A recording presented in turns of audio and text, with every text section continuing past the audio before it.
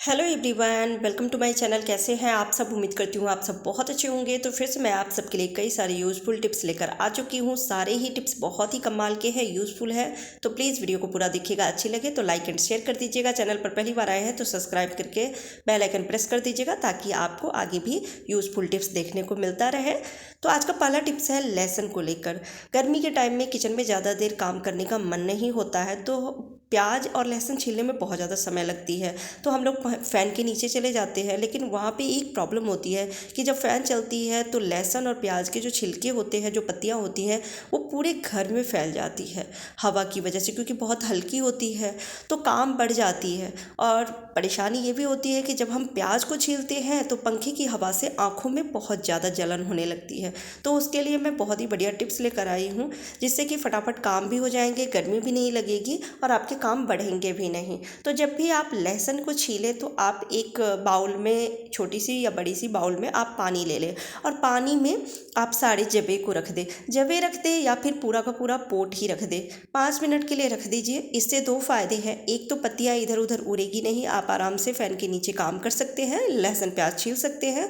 और दूसरा, जो अभी नई वाली लहसुन आ रही है ना, उसकी जो जवे पत्तियाँ होती है वो बहुत ज़्यादा हार्ड होती है, छीलने में बहुत वक्त लग जाता है। तो इस तरह से पानी में अगर भिगो के रखेंगे तो सॉफ्ट हो जाती है छिलके, और फिर आसानी से छिलके निकल भी जाते हैं।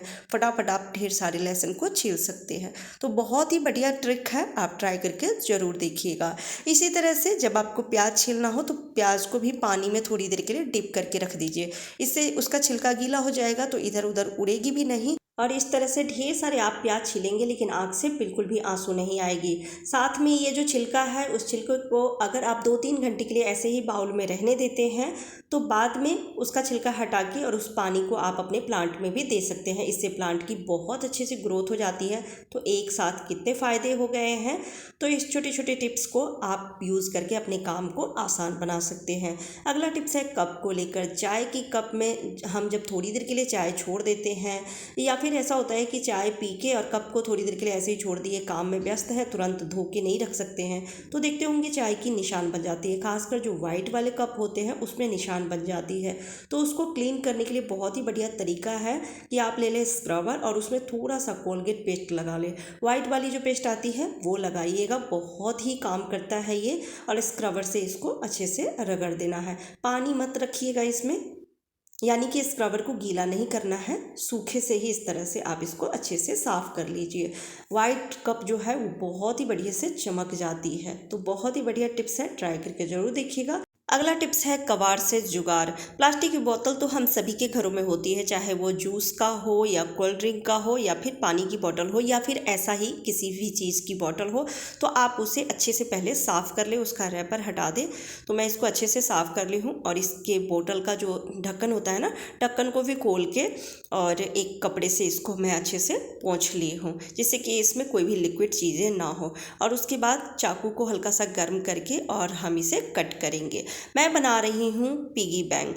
बच्चों को पैसे सेविंग करने का हमें ज़रूर सिखाना चाहिए। बच्चों को हम खुद भी पैसे देते हैं या फिर कोई सामान मंगाते हैं तो थोड़े से जो चिल्लर रह जाते हैं वो, या फिर कोई गेस्ट आए उन्हें पैसे पकड़ाए, तो बच्चों को हमें ज़रूर सिखाना चाहिए कि बच्चे थोड़े थोड़े पैसे करके वो इस तरह से सेविंग करें। क्योंकि अगर हाथ में पैसे रहते हैं तो वो खर्च हो जाती है, बच्चे भी खर्च कर लेते हैं। तो इस तरह से अगर आप गुल्लक बना के दे देते हैं तो बच्चे इसमें पैसे रखेंगे और वक्त पड़ने पर आप उसे काम में ले सकते हैं। जब ये गुल्लक भर जाए तो आप आसानी से इसको कट करके और निकाल सकते हैं सारे पैसों को।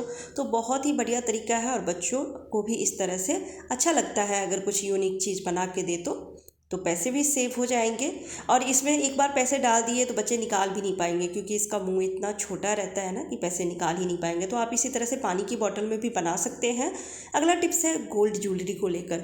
गोल्ड ज्वेलरी जब गंदे हो जाते हैं तो उसे साफ़ कराना बहुत ज़्यादा मुश्किल होता है। एक तो हम मार्केट जाते हैं उसको लेकर तो थोड़ा डर भी लगा रहता है, दूसरा पैसे भी खर्च होते हैं। तो गोल्ड ज्वेलरी को आप घर पर भी बहुत ही आसानी से क्लीन कर सकते हैं। तो उसके लिए ले लेना है आपको हल्दी। तो कितना जितना ज्वेलरी आपको क्लीन करना है उसके हिसाब से लीजिएगा। तो 1/4 चम्मच भी बहुत ज़्यादा हो जाती है, तो मैं 1/4 से भी थोड़ा कम ही ली हूँ हल्दी, और उसमें ले रही हूँ कोलगेट पेस्ट, जो वाइट वाली पेस्ट आती है वही लेनी है। तो थोड़ा सा ही लीजिएगा और उसमें थोड़ा सा पानी रखी हूँ, आधी चम्मच जितना, और एक पेस्ट तैयार कर लेंगे। और पेस्ट तैयार करके इससे जितनी भी ज्वेलरी है आपके पास गोल्ड की, बहुत आसानी से क्लीन कर सकते हैं घर पर ही, बिना किसी मेहनत की, बिना किसी झंझट के। क्योंकि जब हम बाहर लेकर जाते हैं गोल्ड की कोई भी ज्वेलरी क्लीन कराने के लिए, तो एक डर बना रहता है कि कहीं गिर ना जाए, गुम ना हो जाए, या फिर चोरी ना हो जाए, और साथ में पैसे भी लगते हैं। पर इसमें कोई पैसा खर्च नहीं होता है, कोई झंझट नहीं है, और हल्दी से लाइट आ जाती है, बहुत ही चमक आ जाती है गोल्ड की ज्वेलरी में, और पेस्ट जो है क्लीनिंग का काम करता है। तो ये दोनों ही मिलके बहुत अच्छे से ज्वेलरी को क्लीन करते हैं। तो मैं क्लीन करके और फिर आपको दिखाती हूँ कि ये कितने अच्छे से साफ़ हो गई है। तो इसको पानी से अच्छे से धो ली हूँ, और अब आप देख सकते हैं कि ये जो चैन है ये बहुत ही अच्छे से क्लीन हो गई है, और एक शाइन आ गई है इसमें, हल्दी की वजह से एकदम चमक आ गई है। तो इस तरह से आप भी अपनी गोल्ड की ज्वेलरी को क्लीन कर सकते हैं। अगला टिप्स है पोछा लगाने को लेकर। पोछा लगाना हम लेडीज़ को बिल्कुल भी पसंद नहीं है, खासकर जिनका घर बड़ा होता है उन्हें तो बहुत ज़्यादा समय लग जाती है और परेशान हो जाते हैं पोछा करने में। हाथ से पोछा लगाए या फिर वाइपर से। हाथ से तो अगर छोटा घर है तब तो लगा भी लेते हैं, लेकिन अगर घर बहुत बड़ा है तो हाथ से लगाना बहुत ज़्यादा मुश्किल रहता है।